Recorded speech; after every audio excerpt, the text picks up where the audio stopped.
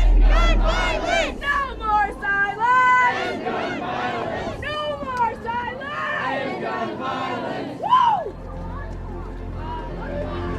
Like. Tell me what democracy looks like! This is what democracy looks like! What do we want? Gun reform! When do we want it? Now! What do we want? Gun reform! When do we want it? Now! As I said, we are so honored that you are here with us for our second annual March with Oxford.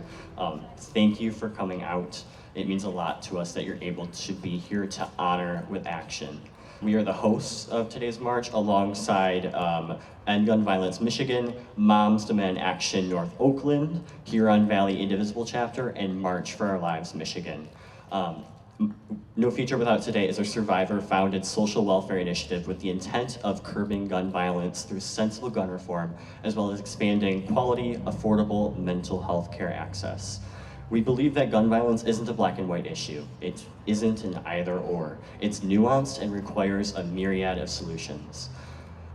I was in the school on the day of the November 30th tragedy, and instead of proceeding with the ordinary classroom activities of that day, my classmates and I barred the door and were armed with makeshift weapons, anything we could find at the moment.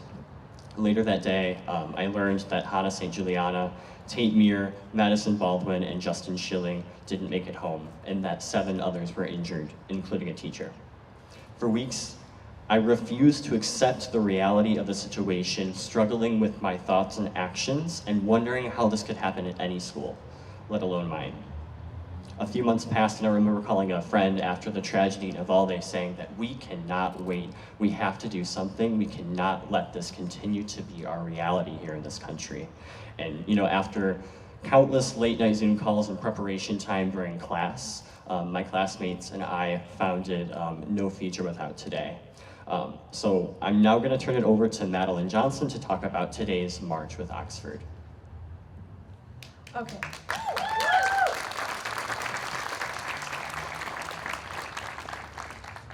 This year we did something a little bit different. As you saw when you walked into the park today, we have some really awesome people here representing fellow organizations who have set up tables with resources to teach anyone interested about what they do.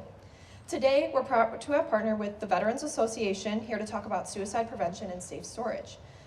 We have Be Smart, a group under the Everytown umbrella that focuses on everything gun safety, from having honest conversations to giving out free gun locks and candy. End Gun Violence Michigan, a coalition led by some really amazing organizers who have connected and united so many local GVP groups. We have Mind Matters, a local student organization working towards increasing mental health awareness, specifically in communities who have been affected by gun violence. Finally, we have our Oakland County Clerk, Lisa Brown, who is going to register you to vote today. Anyone who is eligible,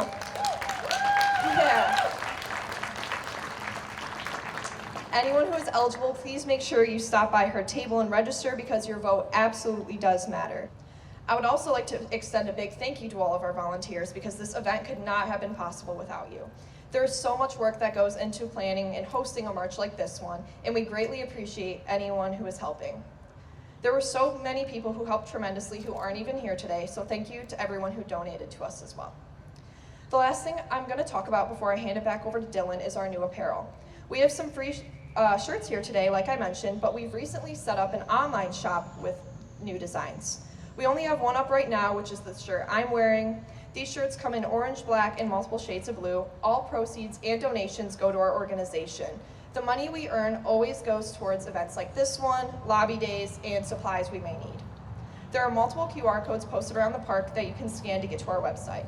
I'm now going to hand it back over to Dylan to talk to you a little bit about important legislative changes that have recently occurred. I also want to acknowledge that there are gun sense candidates for elected office in the crowd. Thank you for running on this issue. I also want to acknowledge 2 elected officials. We have Oakland County Clerk Lisa Brown. She is running the voter registration drive for the day. I also want to take a moment to really talk about the importance of the youth vote. Michigan had the highest turnout of young people in the country in the midterm election.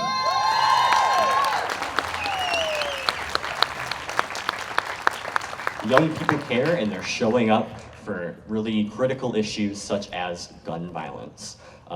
Change starts at the ballot box, and we can't forget that. So if you are 17 and a half years old, you are a Michigan resident, and you are a United States citizen, please head over to the voter registration drive over there, and if you are not registered already. I also want to acknowledge Michigan State Representative Kelly Breen, who is in the crowd. She is the chair of the House Judiciary Committee, and she also co-sponsored the Extreme Risk Protection Order package that we saw signed into law by Governor Whitmer a few weeks ago.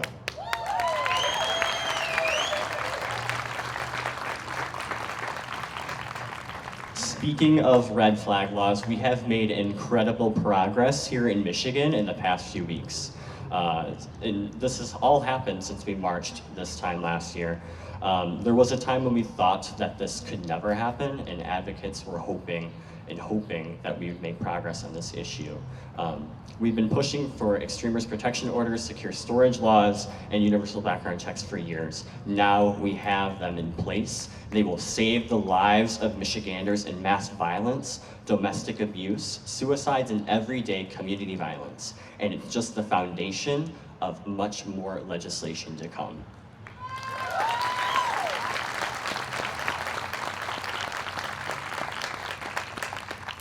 And we know that we need further institutional change here in the country. Gun violence is identifiable, it's measurable, and it's preventable, and we can do so much together. So I'm now going to turn it back to Maddie to talk about last year's march and why we're marching today. Like Dylan said, this is why we're here today, to remind our legislators that our work and their work will never be done until we aren't fearing for our lives anymore. Think about it, it's been a year since we last did this, and we are still just as angry. June 11th of 2022, we marched together just 6 months after a mass shooting left our town in shambles. We are going to be doing the same thing a year and a half later, and we will continue to march until mass shootings no longer happen. Everyone that has been affected by gun violence knows what it's like to feel stuck with grief, anger, confusion, and trauma forever. We're marching today because the rest of the world got to move on. But Oxford will never get to do that. Uvalde, Buffalo, Newtown, Parkland, Michigan State University, Nashville, Monterey Park, Saugus, El Paso, Columbine, Santa Fe. These are all cities just like ours that will never be able to forget and move on like the rest of the world gets to. So today, just like last year, we're not only marching for ourselves, we're marching for them too. We're marching for those who know our pain and know who will inevitably know our pain in the future. If we can prevent another community from being wrapped up in the never-ending nightmare that gun violence causes, then we will do whatever it takes. We're also marching today for those who will do anything in their power to silence us and to work against us. We're here to show them that they can keep spreading hateful rhetoric, and they can keep taking hush money from the NRA, and they can keep placing the blame on everything but the guns, but they can't silence grieving parents and students who ran from bullets. There are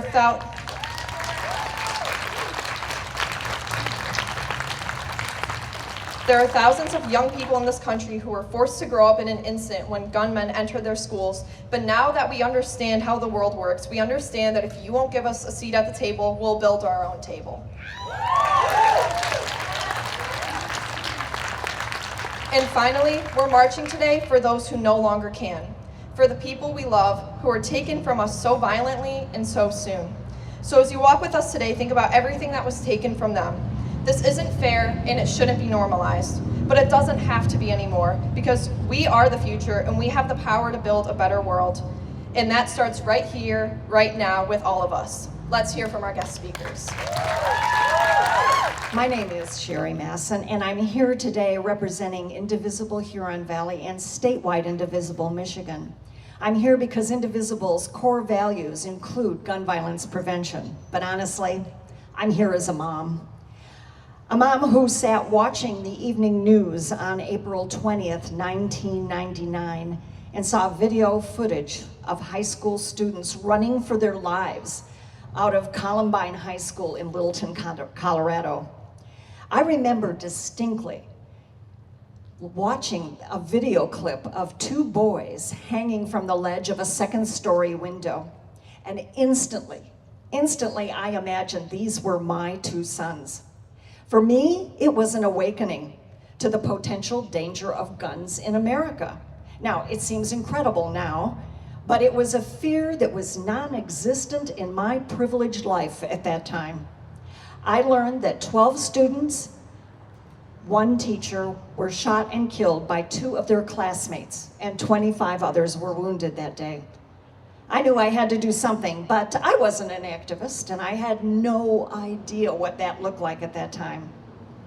Although school shootings had happened before, this tragedy was a watershed moment that many believe started the serious conversation about gun violence in America.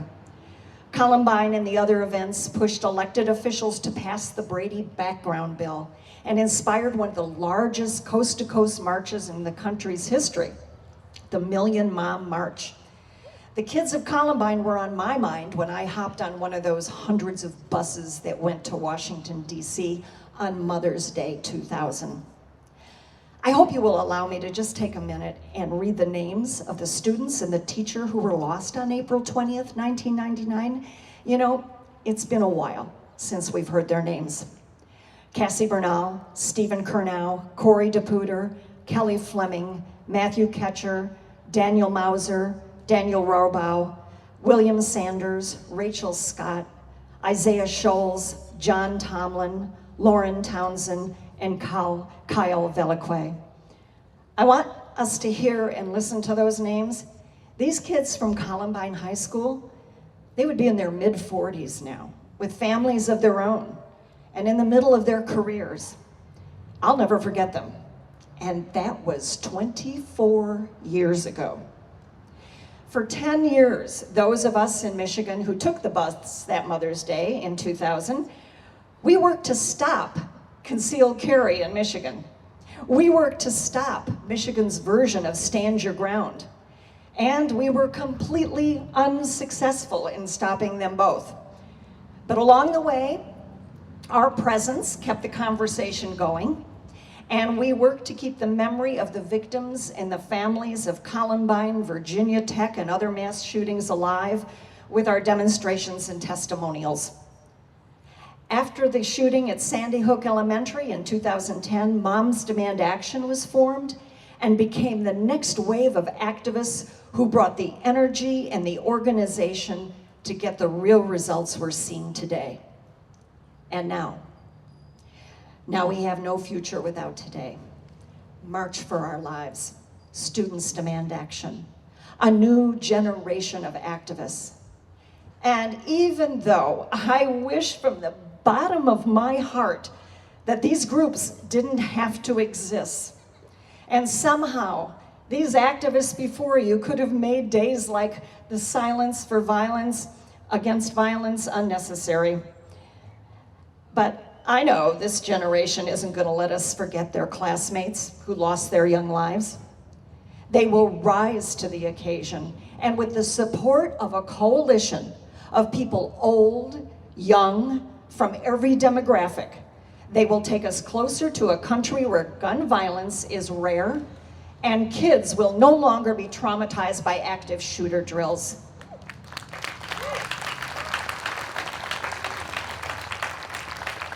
Each generation stands on the shoulders of the generation before them. And this generation of gun violence prevention activists will take us even closer to that dream. So please lock arms with these student groups. Listen to what they need. Donate to their cause. Lift up their voices by using the platforms and the positions of power you have, wherever they come from. But most important, keep the conversation alive, and don't forget the names of the victims of gun violence wherever and whenever they occur. It's the very least we can do. Thank you.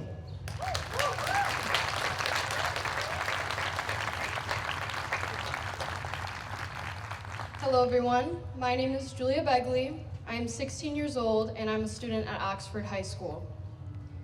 Growing up, there was always this glorification around becoming a teenager and entering high school.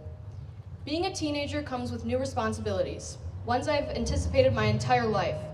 Some of these responsibilities are things like getting my license, creating new relationships, and learning about who I am. One responsibility I never prepared myself for was sitting in the stall of my school's bathroom and exchanging "I love you" and "goodbye" messages to my friends and family. But this never should have had to be my responsibility. This isn't my responsibility. Since November 30th, 2021, I have been forced to sit with this responsibility and guilt that I never asked for. None of us did. Along with getting a license, practicing safety against gun violence has become another responsibility amongst kids and teenagers across the United States. We spend so much time preparing for the worst and even experiencing it that this image of a teenage dream or high school experience has been altered completely to a point where its meaning is running and hiding. After experiencing the events of November 30th, the superficial outlook on high school seems completely far from what it really is.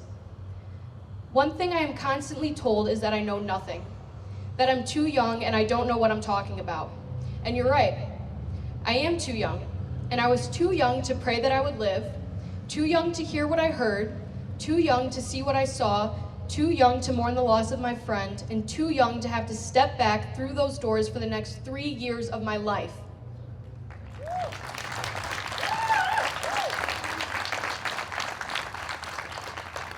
So maybe I am too young, but I know a thing or two about waking up every day with what I went through. Gun violence is progressively hurting and killing the youth of America, and yet I have to stand here and tell you why I think my life is more important than a firearm, and why I think that Hana, Justin, Tate, and Madisyn deserve to live. I have grown up in a generation where this life is our normal. This shouldn't be our normal. It shouldn't be normal to walk into school every day through security like an airport. This shouldn't be America's normal. Wake up and look at what's happening in a place we call home. Look at what we have become. Thank you. Yes, my name is Jill Suave, but better known by most of the kids in the community, Justin's mom.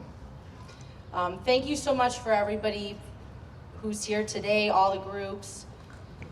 It means so much to me. Thank you to everyone from No Future Without Today for all your hard work. I am eternally grateful for everything that you kids have done.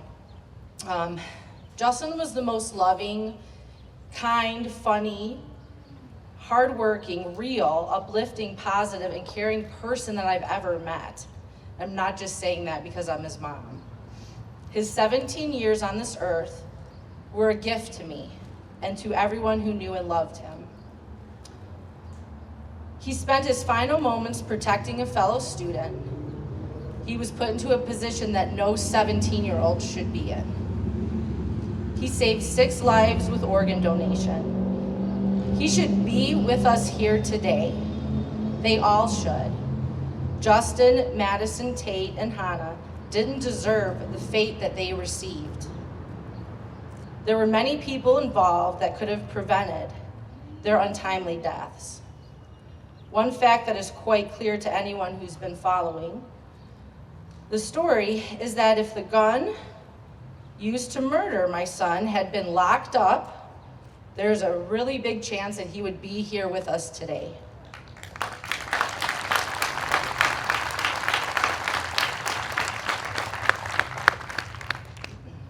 And I might still just be a normal person, a mom celebrating Justin's wins as we always did together, celebrating his completion of his first year in college. But I'm not a normal person. I won't ever be the same person that I was. I don't have the human words to describe the depths of pure anguish I have experienced and continue to live through. You can't imagine the rage and the heartbreak that I have to process daily. When your child dies in such a senseless and violent way, it's all you can do to keep your own heart beating. But I am still here. And I must stay strong for my other children, Nathan and Clay. I must stay strong for Justin, to fight for justice for him, to honor him and to push for change. Gun deaths like Justin's are completely preventable. The youth of America is rising up, and we as parents and adults need to listen to the kids. They don't deserve to live in constant fear of being shot at school, the mall, or any other public place. None of us do. It's mind-blowing to me how many mass shootings have happened since Oxford. I can't even keep up with how many. Again and again, it's the same bad nightmare movie on the news. Every single day, sometimes multiple times a day. Even here in Oxford, after my son's tragic death, there were several threats of students in the community, more than one, and then when law enforcement went to their home, they found unsecured guns right here in Oxford. It's mind-blowing. We need to wake up as a society. We can't get numb, we can't give up. We have to keep fighting for common sense gun laws to help reduce these senseless murders and the trauma and devastation that they cause. If our collective efforts help save even one life, it's worth it. I don't want any other mother to ever experience what I have gone through. But I do believe in a brighter, better future. And so would Justin. Justin would never give up, and neither will I. I believe in God, I believe in a higher purpose, and I believe in love. I have faith in humanity and faith in all of us. Thank you, and God bless. I'd like to introduce Michelle Smith. She is the chapter lead for Moms Demand Action North Oakland. I am super uncomfortable doing this right now. So much. So I'm a teacher. I'm used to talking to 5-year-olds. So be nice to me. And if you want, you can hug me on your way home, because that's how we roll in kindergarten. I've been doing this work a long time. Really the first time it hit me was when I was teaching first grade, and Sandy Hook happened. And they came into my classroom, special ed teacher. She came in and she said, "Michelle, they're shooting kids." And I said, "Oh, yes," I totally cursed. I said, "I don't know what to do. What do I do? I'm looking at an emergency window that doesn't open. One exit. I didn't know what to do. I didn't know how to protect 27 5-year-olds and 6-year-olds. So I had to sit with that for a long time, and no one had answers. We got pushback, a lot of pushback. What do? We practice drills upon drills upon drills, but really, what do we do? So shortly after that, I got involved with Moms Demand Action because I needed a voice. There were a lot of voices from gun advocates who did not want any legislation, who don't believe in any legislation. I had some in my family. I have gun owners in my family, and we believe a lot of the same things. We believe in safe storage. We believe that guns should not be the #1 killer of children in this country.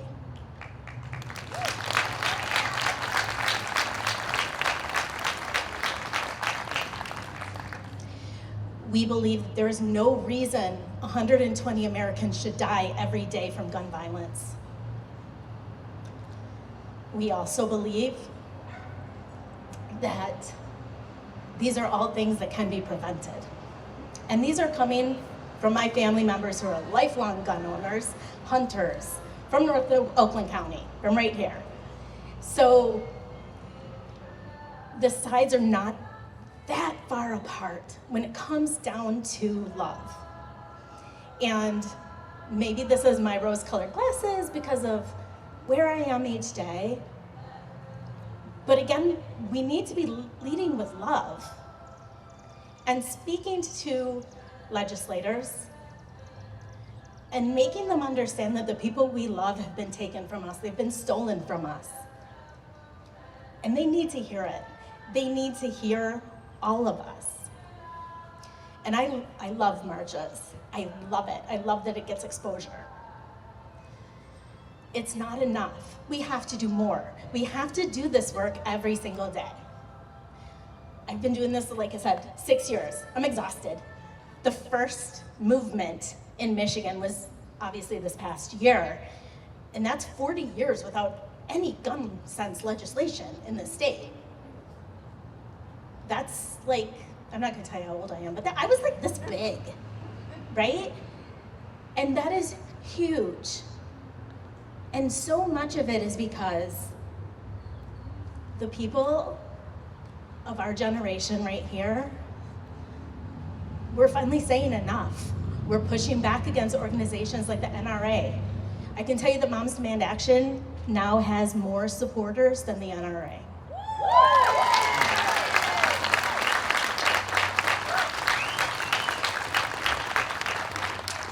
If you ask my husband, it's because moms get shit done. They do. I'm the first person, for those of you who have children in schools, who is going to teach your child about an active shooter. I didn't sign up for that job. It's not on my resume. Wasn't on my job description. But I have to do it. Every October, I am charged with teaching little children, who some of them are barely potty trained people, what to do in an emergency. And the most society has given to us as adults and legislators is do your best. It's not enough. It's not enough. So I teach them to be quiet so I can hear my phone and I can get directions. I teach them that I love them, even though they've only known me a couple weeks. I teach them to follow my directions even when they sound just so strange. Like, why would we hide in a closet? Why are we jumping out the window? Why are we army crawling across our playground to go into the woods that are right by my school? Why are we doing all these things? And all I can say is that I have to keep you safe. I can't tell them that adults can't get their shit together. And that's what I live with every day when I look at their faces. I can tell you that I still jump every time they pick up trash from my building because it is a loud bang. And I immediately look to see where all my kids are. So it's not highly publicized, right? We all go to our school board meetings and we do these things like, how are we protecting children? How are we protecting children? It's bigger than our schools. It's bigger than our small communities. We have to get bigger. Our voices need to be bigger. They have to hear us.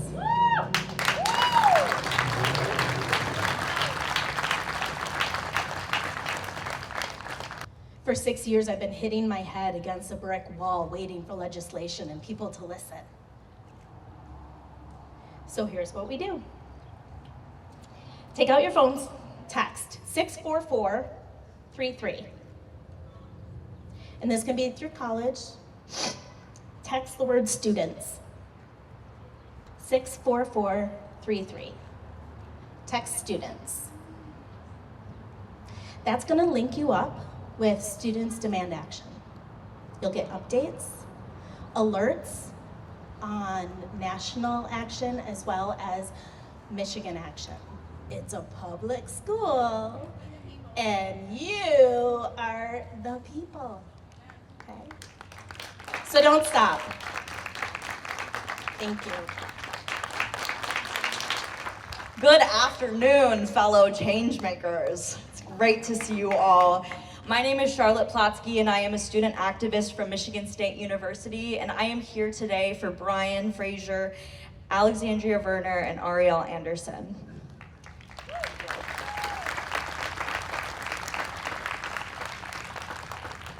4 months ago, the lives of us students at Michigan State changed forever when an estranged man with guns decided to enter our halls just to shoot. Shooting at college students just trying to go to class, like Ariel and Alexandria, students just trying to get to have a meal in the Union, and students just trying to work, like Brian Frazier. Terror broke loose in East Lansing that night, leaving a feeling of emptiness and utter hopelessness that I will never forget. After hours of anxiety, hundreds of texts, and holding my friends close, it was revealed that the man with the gun shot 8 students, killing 3 and putting 5 in critical condition. And like a true coward, he ended his life when he was confronted by the police.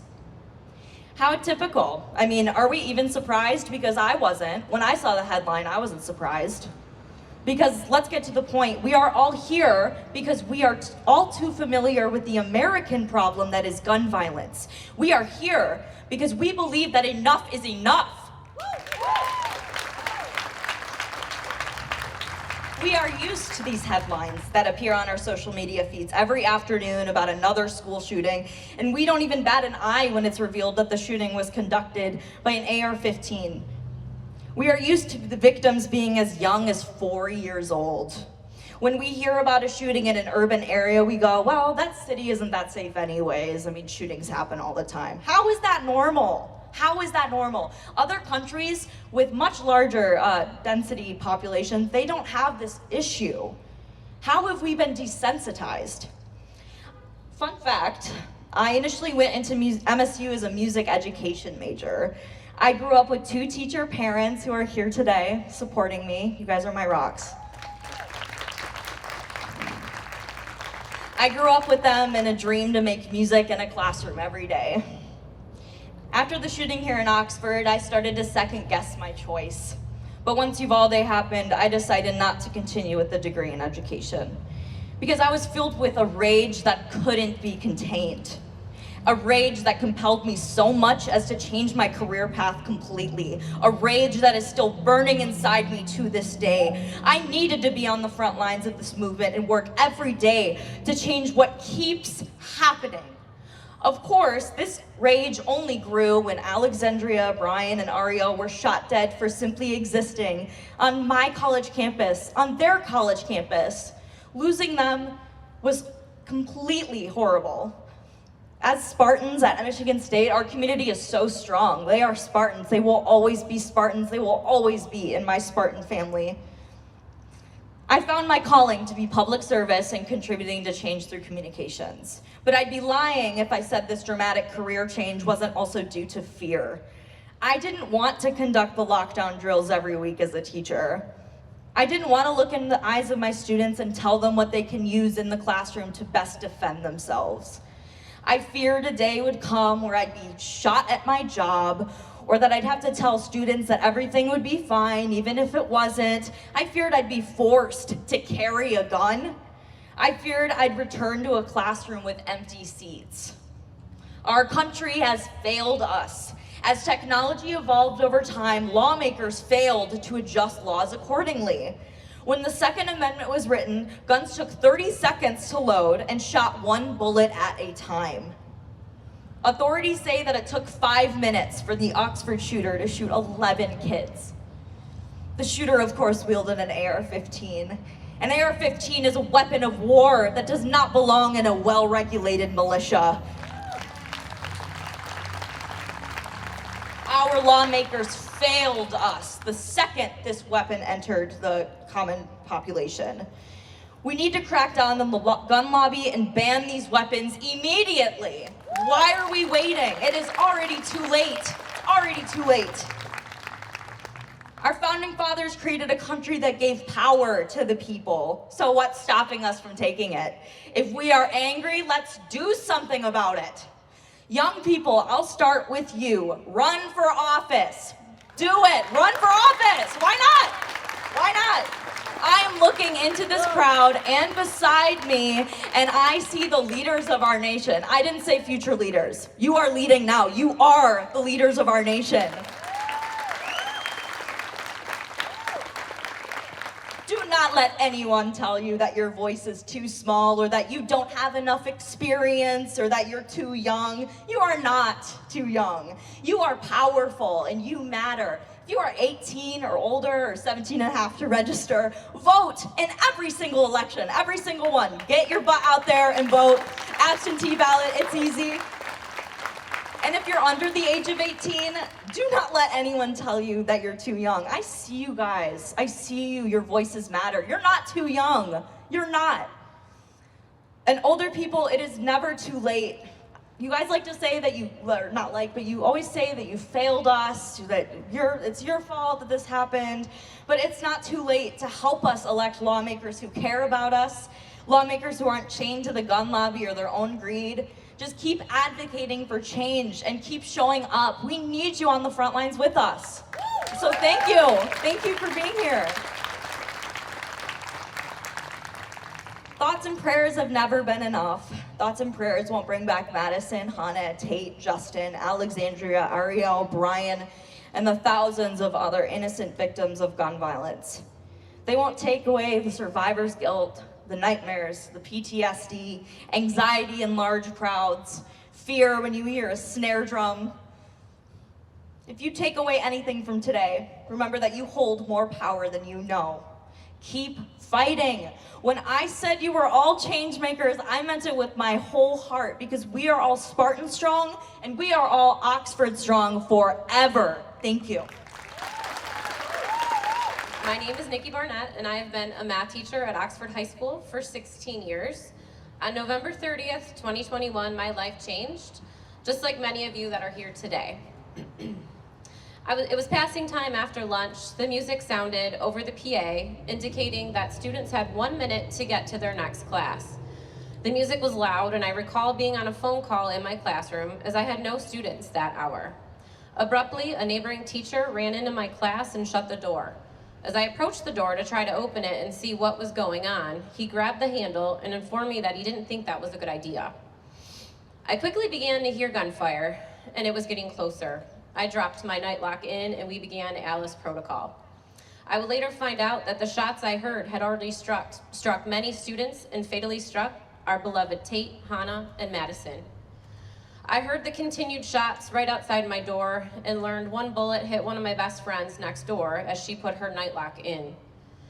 Bullets continued to spray down the hall into doors and windows that had any sign of movement. The shooter turned around and began to take the same route back down the same hall, but ended in the bathroom where one of my most adored students, Justin, was also shot and in time succumbed to his injuries. I emerged from the building about 35 minutes later, although it seemed like forever. I genuinely couldn't believe that the nightmare playing out across the news stations nationwide was the current reality for me and this Oxford community. How did this happen? Why did this happen? How could there ever be a rainbow after this storm? The aftermath of a mass shooting is devastating and continues to break victims just as cracks form as you step on a not so solid freezing lake in early December. The pain, fear, anger, and grief crack deeper and further with every moment. Seeing the families that lost a child not collect their child at Meyer that day. Texting your husband and kids not knowing if you would make it home. FaceTiming with a wounded, barricaded friend. FaceTiming with a student in the hospital that was shot in the neck. Contacting every one of your students that evening and not hearing back from one ever again. Attending funeral after funeral after funeral after funeral, or as you attempt normal life, normal outings, going to a movie theater but feeling trapped, dining at a restaurant but making sure you have clear access to the doors, scanning the crowd at a parade or an event, shrieking as a balloon pops at your child's birthday. Crack, crack, crack. But I survived. I was able to walk out of that school, but for Madisyn, Tate, Hana, and Justin, their lives were cut short. Those that were injured but survived got out, but their fight is ongoing. Those of us that have no physical signs of gun violence often walk in silence because we were not injured. We didn't have to deal with that physical pain. We were not a target. I have sometimes felt like I was not a victim enough to make a difference, but I now know that I was wrong. I found that I needed to use my pain, grief, and anger and turn it into some sort of purpose, if not for me, for my students and my family. Fast forward to May 24th, 2022, Uvalde, Texas. That massacre took me into a depression that I had never experienced. It felt like I was feeling it all over again, but immediately, without the shock, without the blurred lens. It brought out the anger and the grief, and the deep level of empathy gutted me, as I could literally feel what each of those parents and babies were going through. As the body count rose, as the memorials went up, as the media swarmed. That next day, a couple of our International Baccalaureate Diploma Program juniors came to me with the lofty goal of supporting the Texas community like we were supported here in Oxford. Within days, they had a plan. They had assigned roles and duties. They had a formal presentation. They formed connections with businesses. I thought to myself, wow, these kids are doing the damn thing. After many months, their business plans being presented, volunteers, hundreds of blankets made, thousands of dollars in donations raised, millions of American airline miles given, 17 students, 6 staff, and 3 parents made our way down to Texas. We helped organize the Survivors Play Day for the students and staff of Uvalde and at a local community center. We handed out blankets, we ate pizza, we painted faces, we danced, we played soccer, we tie-dyed, and most importantly, we saw them smile. We were able to make connections with students, parents, educators, counselors, and administrators, and what I learned was that every survivor of gun violence has a similar story. That the situation at hand may differ, but the sounds they described, the fear they felt, the trauma brain that kicked in, and the ongoing PTSD were just like mine. That at the core, we had a bond that we just prayed others would never have to experience. I'm thankful for my students as they were able to put their pain to a purpose and in turn help us all on our road to recovery. In closing, gun violence creates a core of hurt encircled by concentric circles of varying levels of victims and survivors. Thank you to our family and our friends that pick us up after experiencing gun violence. They see the pain and they pull us through. They pull us up out of the crack ice in the lake. They support us as a survivor while unknowingly becoming a victim of gun violence themselves. You being here today symbolizes your likely bond to your own story or a loved one's story. You are joining the fight in hopes that there will not be one more. Each and every one of you are the rainbow after the storm, and I thank you for taking your pain and turning it into a purpose like I have strived to do for Madisyn, Hana, Tate, and Justin. Thank you, No Future Without Today, for leading us and this state in gun reform. Thank you. Next up, we have the North Oakland co-lead with Be Smart, who is here to talk to you about Be Smart itself and what it means to her personally. Please join me in welcoming my mom, Megan Johnson.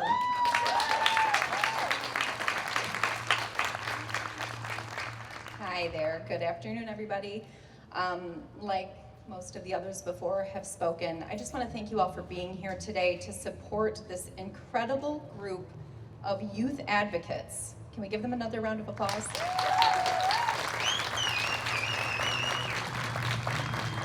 And I also want to thank you for making your voices heard in this very necessary movement. My name is Megan. I'm here today as a local parent of 2 survivors. I'm a mom, I'm an advocate, and I'm also the North Oakland co-lead of Be Smart. Under the Everytown umbrella, Be Smart was launched in 2015 to promote responsible gun ownership in order to reduce gun-related deaths and injury in children and teens. As most of you are, I am sure aware, firearms are currently the leading cause of death for children and teens in the United States. This is unnecessary. Be Smart encourages the important conversations around gun safety. This is obviously a really important topic to me. As a parent of 3 teenagers, our lives were irrevocably changed on November 30th, 2021. A troubled student brought an unsecured 9mm handgun into the high school that my children attend. He opened fire. I am eternally grateful that my children came home to me that day, physically unharmed. But I have to be honest, I worry daily about the psychological effects of surviving a mass shooting. No child should have to endure the horror of gun violence. I recently read a quote by clinical psychologist Sherry Hamby. It states, "We do not do enough to acknowledge the collateral damage of gun violence. We are asking too many to carry this burden." Author John Woodrow Cox goes on to say that the most vulnerable bearers of that burden are children. And yet, in the world's wealthiest nation, one that claims to cherish its youngest above all else, this is a uniquely American crisis, and it rages on. In recent months, I've had so many conversations with folks around me who have told me that they have verbally taught their children about gun safety and to respect guns. But it is not the sole responsibility of our children to learn about guns, gun safety, and to be respectful around guns. It is the responsibility of all of us, the adults, to keep children and teens from gaining access to guns. And that starts with conversation. So Be Smart has some really, really incredible informative presentations that can be given in person or online. We have a table over there with some really intelligent folks manning. If you have any questions, hop on over there. We've got free gun locks, Smarties, and lots of great information.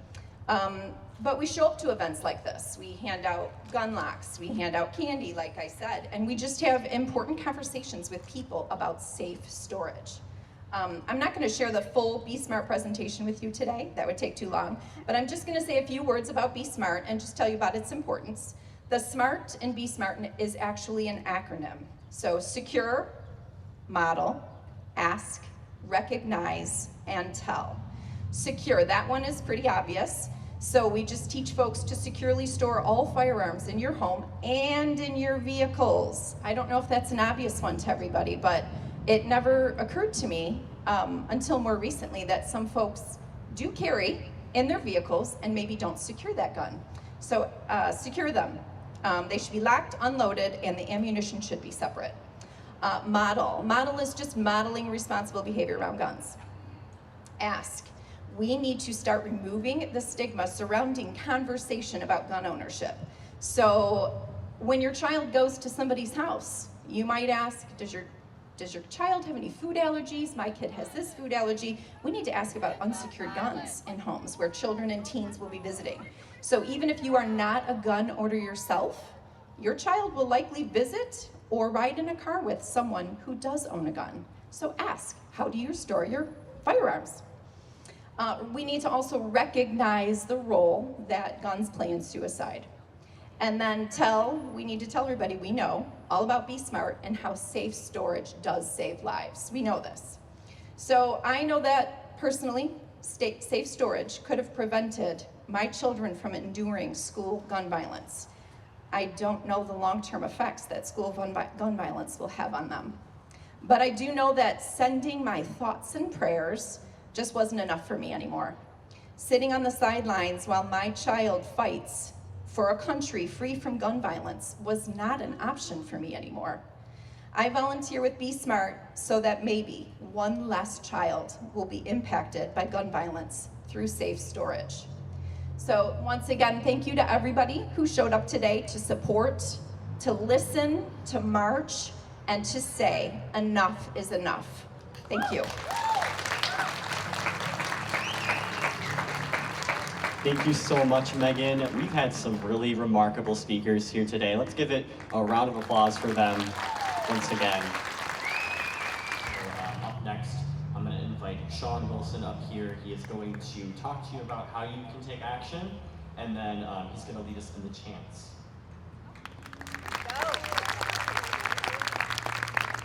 Hello, everyone. As they've shared, gun violence prevention is not an easy task. This is an emotional issue with victories that can motivate us to keep moving forward and defeats that sometimes prompt us to wonder if things will ever really change. But as these recent legislative victories have shown, things are changing, and that change is in large part due to people like you who continue to make your voices heard, reminding our public officials, some more receptive than others, the changes the people they represent demand. This principle of continued support is vital to our movement. It's easy after victories like the recent legislation to feel as if we've done what we needed and we can now sit back and enjoy the progress. It's also easy when a decent amount of time has passed since the last major shooting to forget the importance of a continued effort. But we have to ask ourselves, will it take another shooting for us to remember how painful they are? Will it take another shooting for us to work to protect the next set of innocent lives? This concept is explored in a book written by Jason Reynolds and Brendan Keeley titled All American Boys.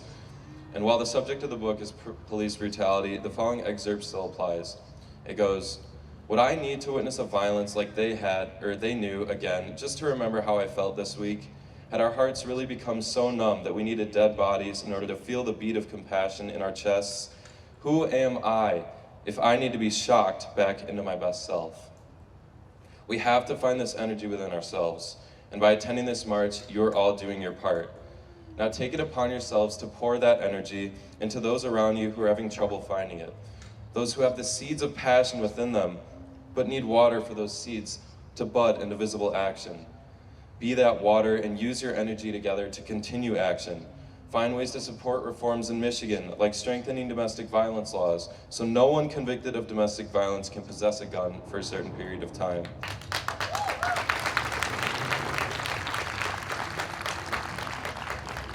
Strengthening Michigan's restraining order and personal protection laws so restrictions on firearms are enforced for those too dangerous to possess them.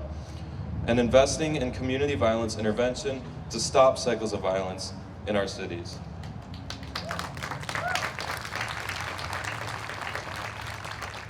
And on a national stage, supporting the Office of Gun Violence Prevention Act, as well as the Gun Violence Prevention Research Act to accelerate the collection of accurate data and research that can result in policy recommendations and community education, supporting Governor Newsom's proposed 28th Amendment, which would establish common sense gun laws in all 50 states.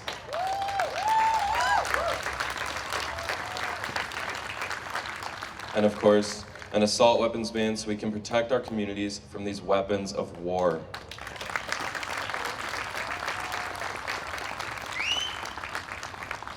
Continuing to endorse candidates who support these reforms, making calls on their behalves, calling your current representatives, staying informed and educating others. These are all things we can do every day to ensure consistent progress. However, a part of continued support that we can't ignore is honoring those who can no longer fight alongside us. It's loving them and sharing our stories with them and remembering them, no matter how far out from the shooting we get. And now, we're going to take this next hour or so to honor them with action, with a gesture that extends beyond thoughts and prayers, a kick-ass march.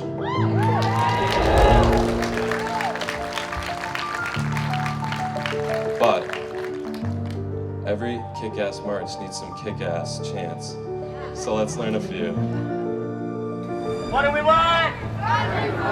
When do we want it? Now! This is what democracy looks like! Tell me what democracy looks like! This is what democracy looks like! Tell me what democracy looks like! Hey, hey! Ho, ho! Gun violence has got to go! How many kids have you killed today? What democracy looks like! This is what democracy looks like! Show me what democracy looks like! This is what democracy looks like! Show me what democracy looks like! This is what democracy looks like! Gun violence! And gun violence! What do we want? When do we want it? Now! What do we want? Gun reform! When do we want it? Now! What do we want? Gun reform! When do we want it? Now!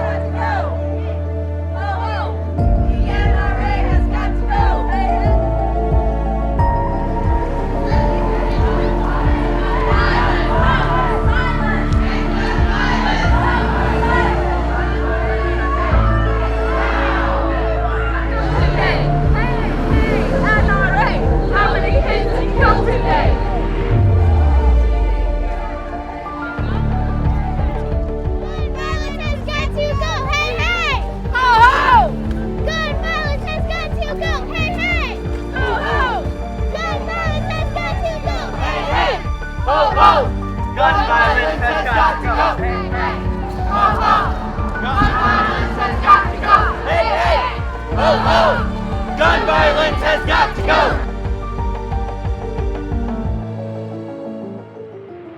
This is what democracy looks like!